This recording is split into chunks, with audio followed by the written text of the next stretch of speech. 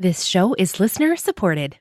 You can join us and help our show grow to support more adoptees by going to adopteeson.com/partner. You're listening to Adoptees On, the podcast where adoptees discuss the adoption experience. This is episode 105, Becky. I'm your host, Haley Radke. Today, we are welcoming back a guest from season 1, Becky Drinnen. Becky shares some life and reunion updates with us, including some tears and very special moments, and then we shift gears and talk about what adoptee activism and advocacy really look like. If you've ever wondered what you can do to get involved, this is the episode for you. We wrap up with some recommended resources, and as always, links to all of the things we'll be talking about today are on the website adopteeson.com. Let's listen in. I'm so pleased to welcome back to Adoptees On, Becky Drinnen. Welcome, Becky. Well, thank you, Haley. It's great to be here today. You were one of my very first interviews in season 1, episode 4, and I asked you back because you have some big updates. So I'm going to give Cliff Notes version as best as I can to catch you all up to speed on Becky's story. But I do recommend that you go back and listen to season 1, episode 4, because Becky's a great storyteller and you're going to want to hear it from her words. But here's my Cliff Notes, and you have to tell me how I do, Becky, okay?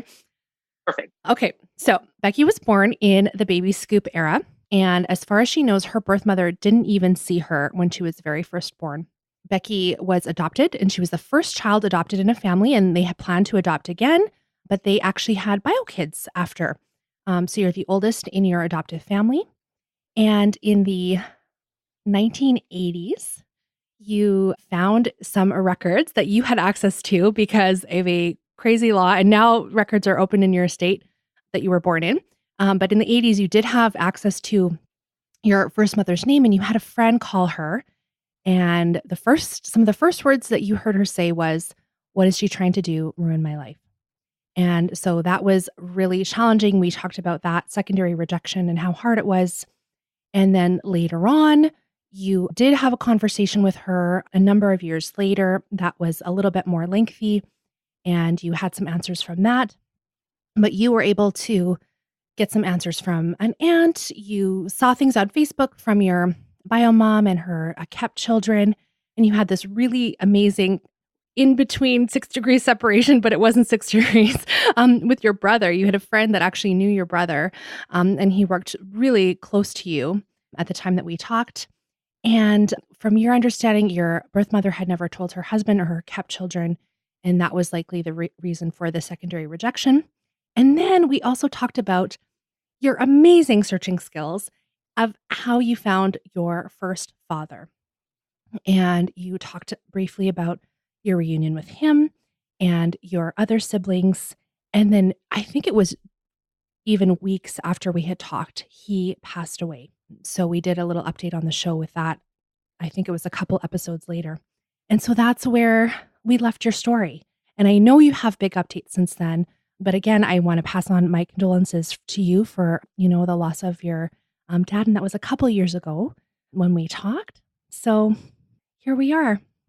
Yes, well, you did a great job of summarizing that. It's kind of hard to summarize a lifetime worth of searching into a couple of minutes, and you did a great job with it. So thank you. I tried to be under a minute, but I don't think I did it. So yes, and probably, one of the things that did happen since I was on your podcast the first time was that my father passed away. 3 years and 11 days after I first met him, he had passed away. And that has been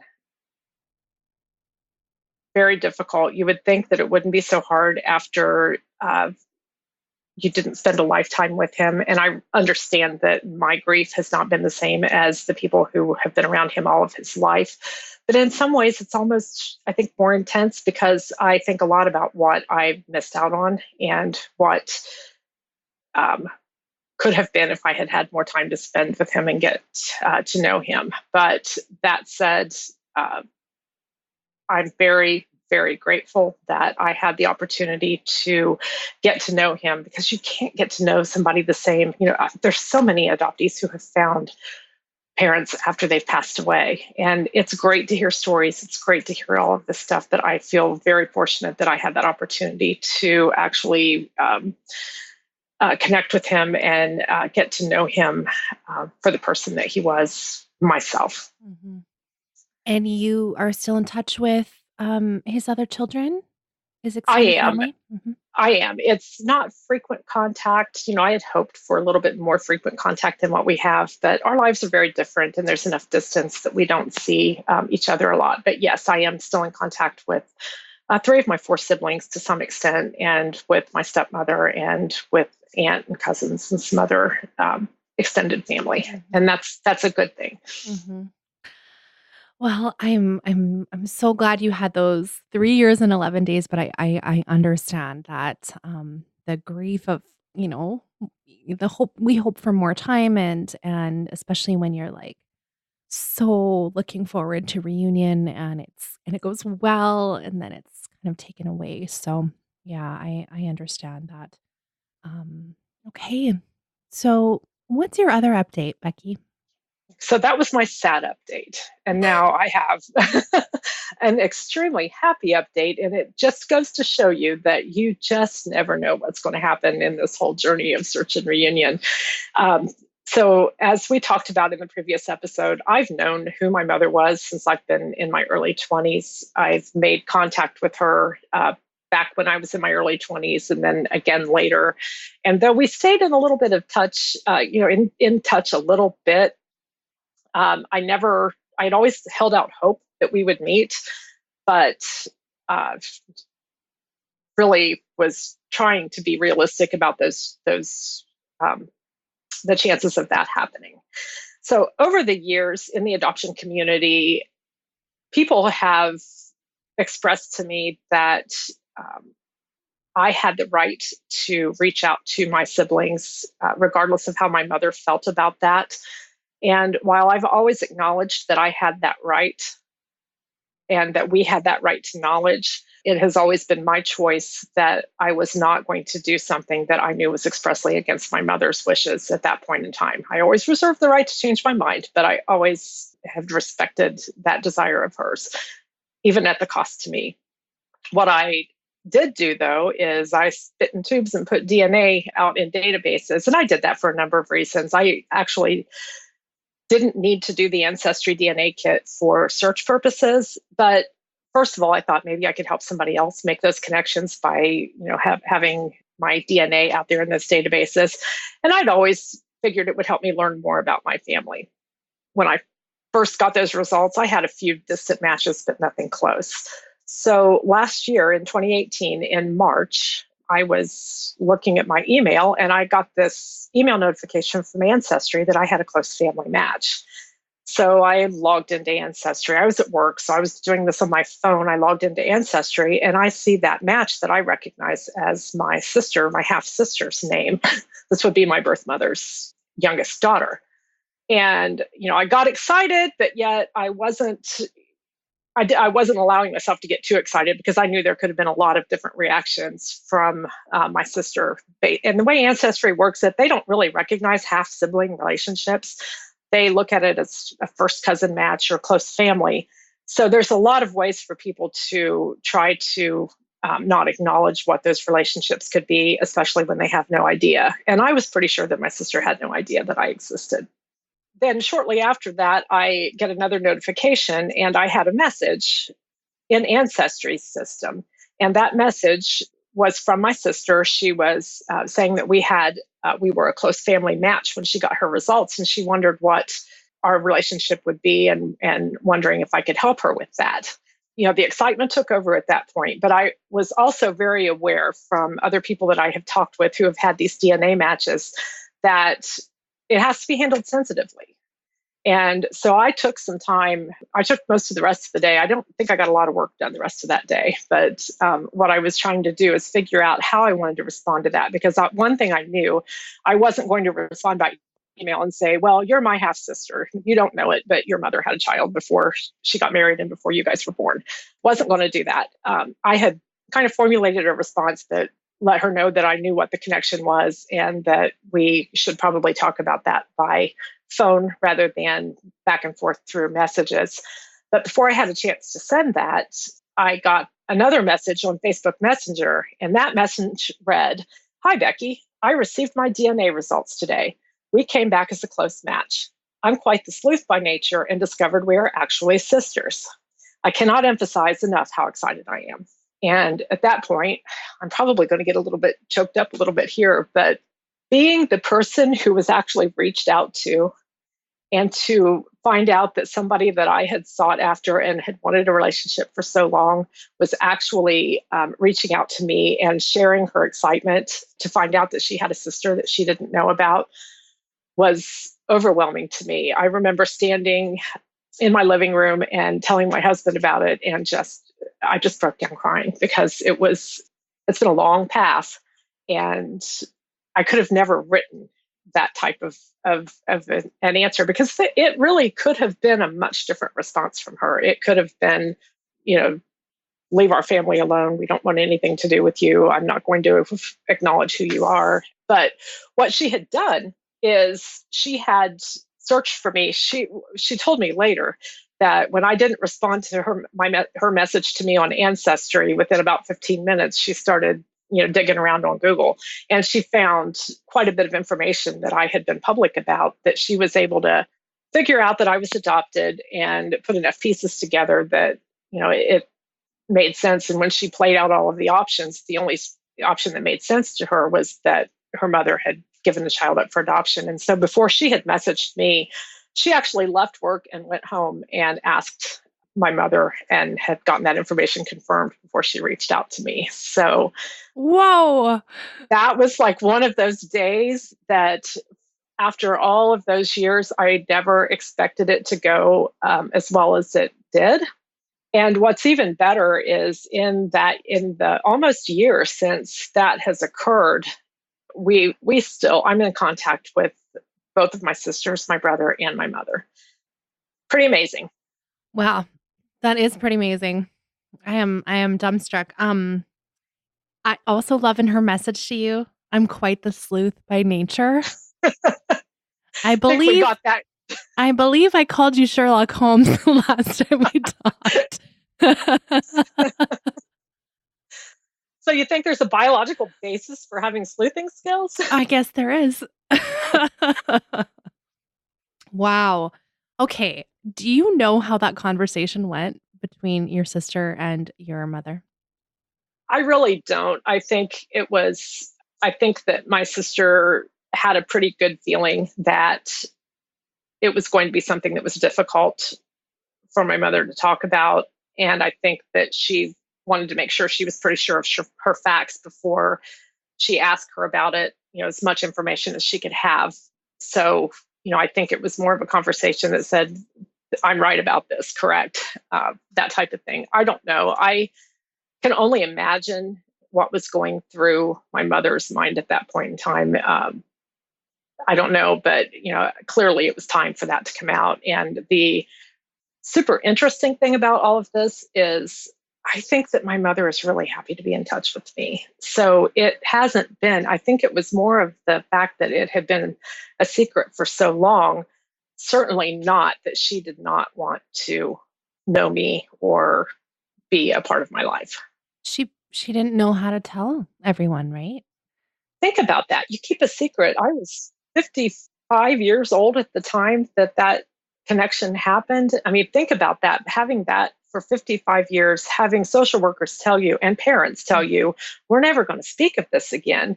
And then all of a sudden it's out in the open. I mean, there's, secrets fester, and I don't think they're ever good for your inner life. I think to have secrets that are eating away at you. And I think it was pretty clear to me from my first conversation with her that she was interested in me, and that it had certainly had a major impact on her life to know that there was a child of hers who was, being raised by other people, and she had no idea where that child was or how that child was. But, I really can't speak for her. I don't know what was going through her head, but I can imagine it had to be pretty emotional. Well, I remember we talked before about how important having in-person connections are with adoptees. And you also said and also with first parents, so we can have a passion for them and an understanding. And so I think that your work in investing in those relationships has probably brought you to just a real greater understanding of what she experienced. And, even in our last episode, when you talked about that first, when your friend called her and it was like this shocking, message from her, you still were so, open and had this real desire to connect with her, and you didn't really hold that against her. I feel like, I don't know if I'm putting words in your mouth, but I think that your work, your healing work really is evident in all this whole process. What are your thoughts on that? I would agree with that. I think that I've never, I mean, you go through phases where, there's the anger and all of those different emotions that you have to process in this journey, especially when there's rejection and secondary rejection. I think that learning about the baby scoop era in general, learning about the impact of adoption on first parents, about learning about how adoptions were handled by social workers and by society in general in that period of time does give me a level of compassion, because and even when it comes to adoptive parents and some of the things that adoptive parents say, and that level of possessiveness, and sometimes a lot of adoptive parents have a lack of empathy towards first parents, so many different things. It's just the way things were, and it's not really an excuse, but that can't be changed. That's a period of time in history that happened. It's, I would like to think we know a little better now, but I hear enough stories that it doesn't always work that way. So yes, I think that healing work is absolutely key. And I think everybody has a responsibility to do that, to be able to be fully present in a relationship with anyone, for that matter, for first family member, any family member. Okay, so adoptees. I know you do. You do work with them. Let's talk about that a little bit later with them, but you know what I mean. Okay. Legislative work and et cetera. So there's a honeymoon period in reunion, and you're a year in, and you say the relationships are good. What do you think is going to happen in the future? And are you guys really similar? Do you have similar, things that will keep you in touch longer? Do you think, building close relationships? What do you think? I know you can't tell the future, but what are your hopes for your reunion with your siblings? Well, I do think that these are relationships that will continue. With each of my siblings, I feel like I can find some connection with them, whether it be temperament wise, interests. Detective work. It's yeah, detective work. Yes, there's always that too. You know, we connect through our love of our grandkids and family. We really were raised similarly, similar type homes. It's amazing how, adoption is supposed to bring you to, something that's so much different and better. But in my case, what I found is that both my adoptive family and my birth mother's family, there's a lot of similarities in how we were raised. And so I think that helps with that connection. I feel comfortable with each of my siblings. I feel comfortable with my mother. And I think what's really interesting, and I don't think we touched on this at all when we talked before, Haley, but one of my sisters and my brother both have places at this private campground that's in the same state where we live. And my husband and I actually bought a private lot with a camper and, all the everything that goes along with it over at that same campground last fall. So it's a great opportunity for us to be able to, it's something we do. We've camped for years. We've camped most of our marriage. And to find out that there's that connection with my birth family, that they also like the outdoors, a little bit different style of camping than my husband and I have done in the past. But we decided that we were ready to go that permanent camping route instead of hauling a camper around anyhow. And we actually love the place where they're at. So, it's really been a joy to be able to go over there and be able to have our own place, but still be able to connect and be in close proximity with my birth family. My mother comes and stays with my brother at his cabin pretty frequently. So I get to connect with her there as well. That is so fun. I love that. Oh, that's so good. I just want to give you an opportunity to give us some advice, for people who were in your situation and had secondary rejection. And I know other adoptees who have gone ahead and reached out to siblings with, mixed results, but you were very patient. And even in replying back to that connection on Ancestry, you waited and she reached out. And do you have advice about that, or thoughts, something that you want to say to other adoptees that have been or are in the secondary rejection situation? That's a super interesting question. And one of the big pieces of advice that I remember being given a number of years ago that has guided me a lot is that as adoptees, we have a right to knowledge, but relationships are a two-way street. So I had the knowledge, a lot of knowledge, without having the relationship. I knew that a relationship was what I desired. So I feel like what my desired outcome was really guided a lot of the choices that I made. I think that everyone needs to do what they feel in their heart is right for them. That's what guided me, is a very strong sense that I was doing the right thing, even though it was painful for me to know that there were people out there that I knew that I was connected to biologically that didn't know about me. I mean, that's a tough thing to live with. It really is. But I tried to keep focused on what was important to me and how I would want to be treated if I were in that situation. And I think it's kind of that golden rule, do unto others. And it's easy to think about lashing back when people aren't treating you the way that you would want to be treated. But as difficult as it is, that's what I've always tried to do. And I think that basic human decency and how, treating other people in the way that they deserve to be treated, regardless of how they treat you, any of that type of thing is really important for adoptees to keep in mind. And a lot of times we react out of hurt, and that rejection's a hard thing to take. And taking your time and reacting in a measured way instead of just a knee-jerk reaction, I think is really helpful to keep in mind. And you have these relationships with your siblings on the other side that are not as close. And I think maybe you had said last time that one of the siblings was not super impressed that you were around. That's a fact. So she still isn't, as far as I know. So how do you deal with that when you have the happy welcoming and we have things in common, and versus the not sure about you or not as many things in common? Not just to compare and contrast relationships, but you're in a unique position where you can see kind of both sides. And how do you manage that emotionally? Do you want more from them, or are you okay with where things are?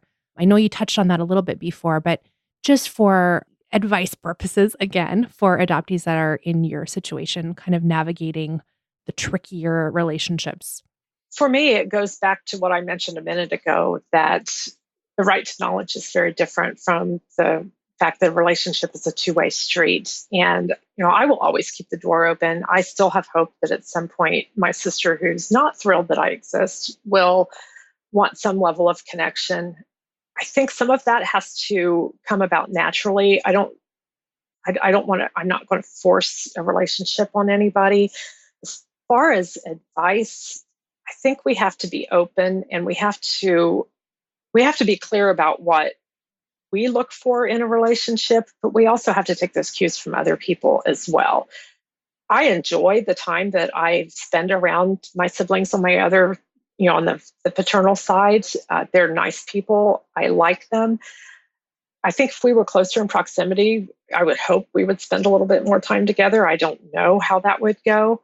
But it just goes back to that, the treating people as you would want to be treated. And to be honest, I could probably do a better job of being the one to reach out to them instead of, waiting for them to reach out to me. I could, grab a birthday card and put it in the mail or something like that.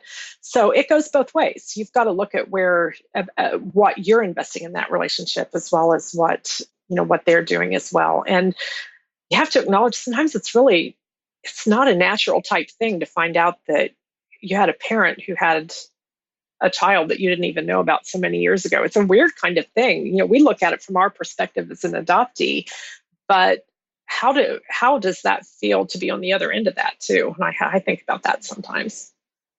Okay, I know that you are very involved in adoptee activism in a variety of ways, and you've taught me some of those things just for me watching you go to different events. And so I want you to talk to us a little bit about that. A lot of people come and they listen to the show for the first time, and they've just done a Google search to find adoptee support. And that's how they came to the podcast. And they don't necessarily know that there are people working all the time to open up birth certificate records to us, or to support adoptees in different ways to become activists themselves. So can you talk to us about that? There's a whole nother side to being an adopted person if you want to get your hands dirty. Well, there is, and there are a lot of different ways that you can become involved in different types of support for people that are impacted by adoption.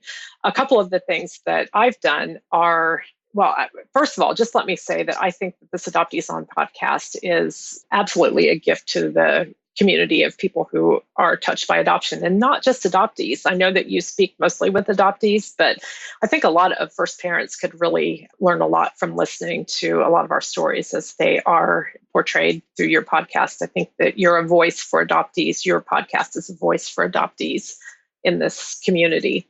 But as far as the ways I've been personally involved, since I have been connected with Adoption Network Cleveland, I've done a few things. I did some work on the bill that Ohio eventually got passed that came into law in 2015.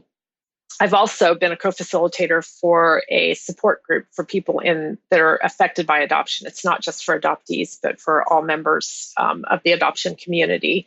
And that's actually, when you think about it now, some of the things that are coming out, people that are donor conceived, with DNA testing, people who are finding out that they have unattributed parentage, I think is the official term for it, but finding out that they have NPE, right? Not parent expected. Right. Mm-hmm. So there are a lot of different ways, and so if you find out you're donor conceived, or you find out that the parent who raised you isn't your biological parent, it's some of the same feelings that an adoptee would deal with, that those people would deal with. So I've co-facilitated a support group for about the last 4 years or so. And then I've also been connected with the Adoptee Rights Coalition. The Adoptee Rights Coalition is a very small group. It's not all over the place. But what we do each year is we have a booth at the National Conference for State Legislatures. I'm not sure I have that acronym right, but it's where all of the state legislators come together for a conference each year to learn about all kinds of legislative things. And we have a booth there where we talk about what model legislation should be for unrestricted access to birth certificates. We'll talk with legislators and some of their aides about what it takes to get a bill passed, and to try to connect them with other people who have done some of that same kind of work. So, wow, that's a lot. Okay. I would like, if you can you break down, this is going to be a big ask, what it takes to change legislation in a state? And now I'm in Canada, and so we have, similar kind of styles of government, but not exactly the same. What does it take to bring attention to the rights of adoptees to have access to their original birth certificates? And we talk about clean bills and those kind of things. Can you just talk about that, process? Sure. And I think I'll talk about that because Ohio's law change is what I am most familiar with. I think I'll talk about it in those terms. And I think the first thing I will say is it takes a committed group of people who are in it for the long haul. This is not something. And how many people? So Adoption Network Cleveland was actually formed by an adoptee who, like me, had the right to her birth certificate, but did not feel that it was fair that adoptees who were born after her were faced with sealed records. And she actually formed an organization to support people by adoption. And then she moved it into advocacy. So she built a coalition of people, of volunteers. And some of those volunteers came and went over the years, over a 25-year period of time. But that's how long it took from the time that she formed Adoption Network Cleveland until the bill was passed that, with a few restrictions, gives everyone who's adopted in the state of Ohio access to their original birth certificate at age 18. Okay, so you're not kidding about a group of people in it for the long haul. Absolutely. Now, okay. Hopefully there's been some advancements that make that a little bit quicker. But to be honest, right now, there are still only 9 states in the U.S. that have unrestricted access for adoptees to their original birth certificates when they become adults. And that means they can just apply and they get it. And nobody can, like a first parent can't like put a veto on their record. What other kind of restrictions have you seen? Well, for instance, in Ohio, there are a lot of different levels of restrictions. And part of this comes about because a lot of the argument against opening up records for adoptees has been birth parent privacy. And one of the ways that, because the way a legislature works, it's kind of that give and take, so everybody gets a little bit of what they want. And so one of the ways that a number of states, because there are now 11 states that offer access with some level of restriction. And in Ohio, what that meant was that for a year's period of time after the bill was passed and signed into law by the governor, a birth parent would have the right to say that they didn't want their name on the birth certificate that was released to the adoptee. If they did that, they had to fill out a complete social and medical history that would be given to the adoptee. Now, the adoptee would still get their birth certificate. The birth certificate would still have their name at birth. The only thing that would be redacted on that would be the name of the birth parent, it really is ridiculous. But what I will say is we had a clean bill. We had a clean bill that went all the way through the House. We had a clean bill that made it out of the Senate committee and it made it to the Senate president. It was ready to be brought out to the floor for a vote. The Senate president was refusing to bring it to a vote with it being a clean bill. So, at that point, the options were: do you try to negotiate the smallest possible restriction to access, or do you stop and do you just say forget it and start all over again? The environment that Ohio was faced with is that there were 4 co-sponsors of this bill who all had a connection to adoption. One was an adoptee, one had adopted siblings, one was an adoptive parent, and one had birth parents in her family. So being able to pull that together again, and then but it was a very tough decision, because to take something that had been a clean bill for so long and then get these little bit of restrictions added in at the last minute was very disheartening. But starting all over again, how long would that have taken, and how many birth parents and possibly adoptees would have died in that period? Because the period covered in Ohio that weren't open yet were from 1964 to 1996. So some of those birth parents, depending on how old they were at the time, could be passing away. So that's one of the goal is unrestricted access. And while I would prefer to see unrestricted access everywhere, and I think that states that have restricted access should go back and try to make those changes to get it, unrestricted, sometimes it just doesn't always work out to be the way you would like it to be in a perfect world. But when you look at it from our standpoint, it's really frustrating to think everybody else in the world has the right to that document that is their official record of their birth without any. Well, when you're talking about this birth certificate, you can have it, but we're going to white out the first parents' names. Like, I already have a birth certificate with my adoptive parents' names on. I don't need one with just like nobody's name. Right. Okay. Right. So that 25 years, that's a long process. What are some of the ways that people start doing this? So you start building a connection with other people. And then what do you do? Like, how do you find someone to sponsor a bill? That sounds like that's pretty far down the road in the 25-year period. Yes.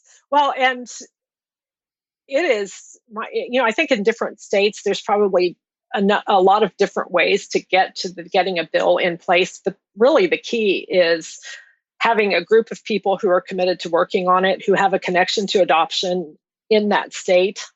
Either they're, and I think it's really important a lot of times that they be constituents of the people, in the legislature who are willing to come in and testify for this bill. It's important to have first parents. It's important to have adoptees so that they can speak about the impact that having open records would have on their lives. And I think it's really important that first parents are willing to speak up about that, because in most cases, they may not want the fact that they gave a child up for adoption public, but statistics will show over and over and over again, the greatest majority of women do not want to be kept a secret from the child they gave up for adoption. So, having people who are willing to testify to that is important, but to be able to testify, what you have to be able to do is get a bill on the floor. And so what that takes is finding co-sponsors who are going to be passionate about records access. Senator Bill Beagle in the state of Ohio was that voice for the Ohio law change. I think it was probably one of his favorite bills that he worked on. But it takes those sponsors that care enough about it, who are willing to do the negotiations and work with their colleagues to get the adoptee access bills put before the Senate and the House in their state. So finding people that are in the state or province and have a connection to, or are willing to build a connection to legislators, politicians that have the power to do it. Absolutely. And I think that there are states, like I think New York is an example right now. They have a number of different groups that are working on access laws. And I don't think that that's helpful. I think that if there are a number of groups working on access law changes, that they need to figure out a way to work together so that they're presenting a united front to the legislature and to the Congress people that they reach out to.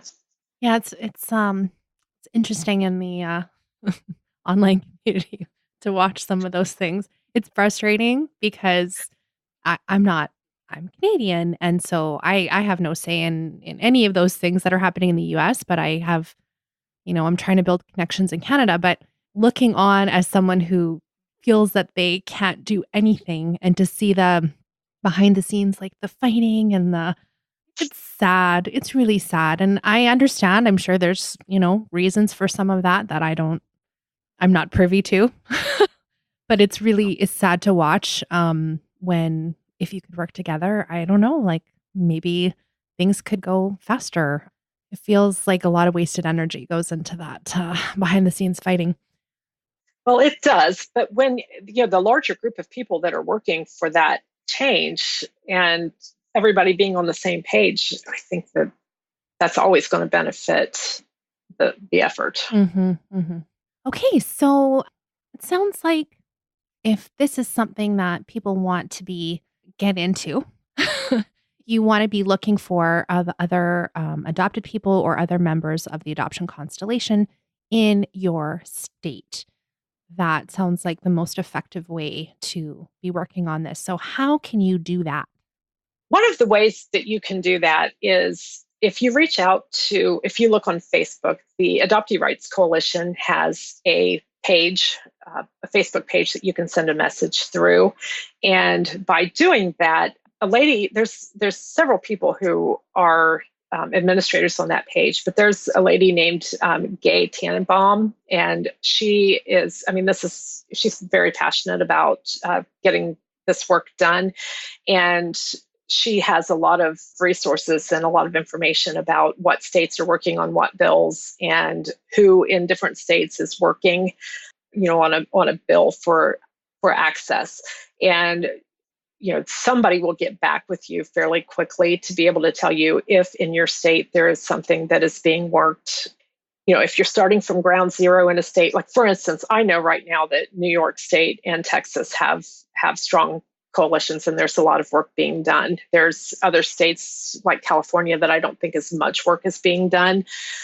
A lot of it is going to be, you'll have to be a networker and a community builder to be able to build that type of thing if you're starting from scratch. Mm-hmm.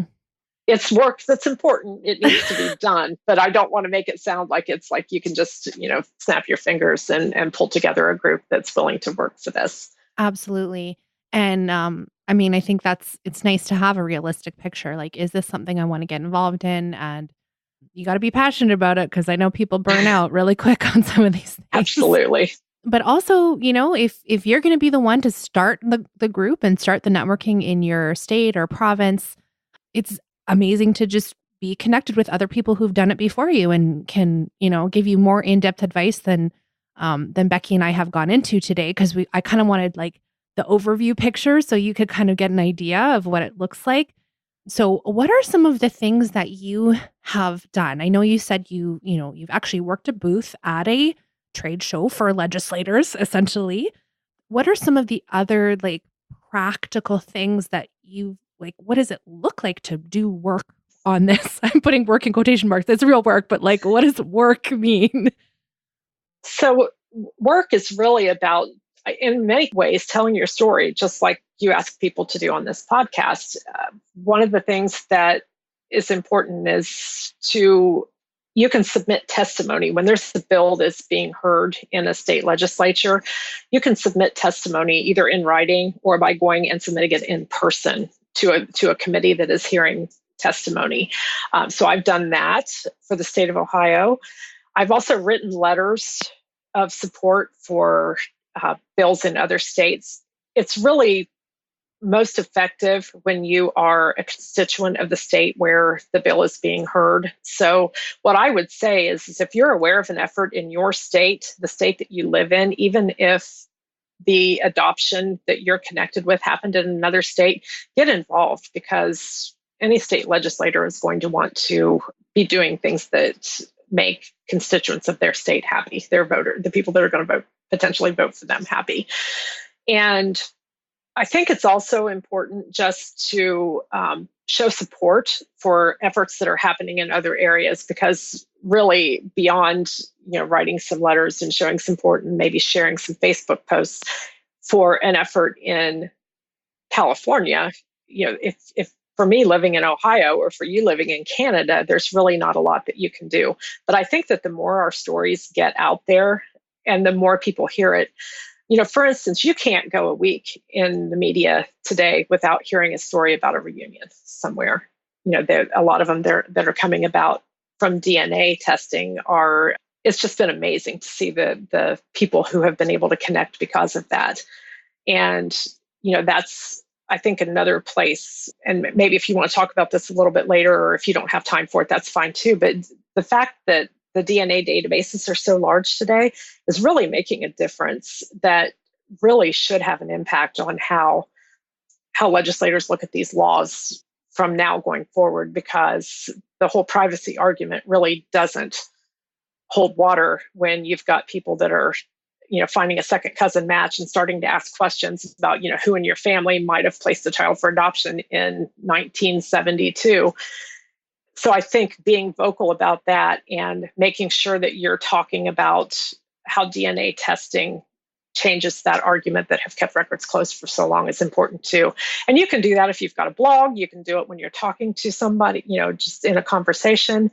You can do it in in the church setting. There's just many ways that you just need to be willing to make your voice heard. Mm-hmm. Definitely agree with that. I think it's so important for us to just be talking about it all the time, because we don't realize the influence our stories, even small snippets of it, have on people's perspectives who have no relation to adoption. I've been witnessing that firsthand in my life. Before we go do recommended resources, and I want to give you a chance to just do one more plug for DNA and talk about the importance of that.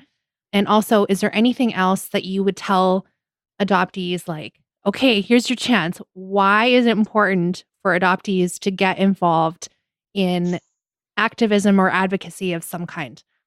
So if you are an adoptee, nobody else knows other than another adoptee what it is like to live with all of the issues that come about by being adopted and living with all of those unknowns that you grow up with. So by being vocal about that, a state legislature or just somebody who has been against open records, maybe they're not a legislator, but just feel that it's the wrong thing to do, they're never going to have their mind changed unless they hear from the people who it has impacted. Mm-hmm. Yes, I agree. Okay. And do you want to talk about DNA more? I do want to ask you about DNA because I think you were the first person to say this to me. I don't think we recorded it on air, but maybe we had a conversation on Messenger or something just about the importance of DNA testing, even if your search is complete and you didn't need DNA. Why is it important for people to get tested? So DNA testing is something, and I think I'll put a little bit of a disclaimer out there because I know a lot of people have been uncomfortable with it a little bit lately because of some of the criminal cases that have been solved using basically the same methods that we use to find birth family. I'm just here to say that if somebody that I'm related to genetically is able to be convicted of a violent crime because of that, I'm okay with that. That's just, I mean, they need to be that I don't see that as, so. Well, you know what? You're probably going to skip all that. But no, I'm not. I'm going to say, if you haven't heard about the Golden State Killer and what's going on with that, just do a Google search for that and DNA, and you'll understand what Becky's talking about and why there's controversy with that. Exactly. But every little bit of a connection, I mean, it's typically not like what happened with me and my sister. When people don't have access to their records and they're using DNA to be able to try to find family, it's like putting a puzzle together where you're taking lots of connections and you're trying to figure out where they all intersect and come together to try to figure out the identity of a parent that you're looking for. And every new DNA match that you get is all part of putting that puzzle together. So even if you know the identity of both of your parents and your family, by putting your DNA in that database, you may help somebody else get that connection that they need to finally get in touch with somebody. And I think you can see, I'm sure you don't hear all of the stories of people that weren't happy to be in contact because they're not going to be one of those stories that's on the front page of media, but you see how many lives have been impacted for the better because they have been able to connect with somebody that in some cases they didn't even know existed that they're related to. And even if it's not for the reunion story, even if it's for, medical purposes, like there is a reason why so many of us advocate for open records. It's a human right. So it is. That's what I'm going to say about that. Thank you. Thanks so much for sharing your wisdom with us on all of those different topics. I'm so honored that you would share that with us and hope that I know you'll have inspired some people by some of the things that you shared. Let's do our recommended resources. And I'm going to go first. And I've talked about Adoptee Reading before. We've had Karen Pickell on the show before. She runs Adoptee Reading, but she has a blog post on her site that is 24 Adoptee authored books published in 2018. And these are some books that we have recommended on the show before, but you can find anthologies on here, memoir, there's even fiction. There are a verse novel, there's poetry, all kinds of different types of books. And I recommend you go and check it out, order a couple, support your fellow adoptees in their work to get their stories out or their creativity out. And that's a great list to go check out. And then you'll be like, I just read this and it's brand new. I mean, published last year. So you'll feel like you're in the know. And on Adoptee trend. Is that a thing? I really appreciate Karen and the work that she takes to curate adoptee reading. And this list is great. So I'll link to that in the show notes. And Becky, what do you want to recommend to us today? I am really excited about the resource that I have to recommend here today. And I think it's really appropriate because we have talked about legislative efforts to change laws. And so what I want to recommend today is a documentary about adoption called Adopted for the Life of Me by adoptee and filmmaker Jean Strauss. She has generously made not only that documentary, but about 50 other documentaries that she has made about adoption available on Vimeo on the Adoptee Film channel. So I believe that Haley's going to put the URL for that in the show notes. But there are so many nuggets of wisdom that Jean pulls out of people.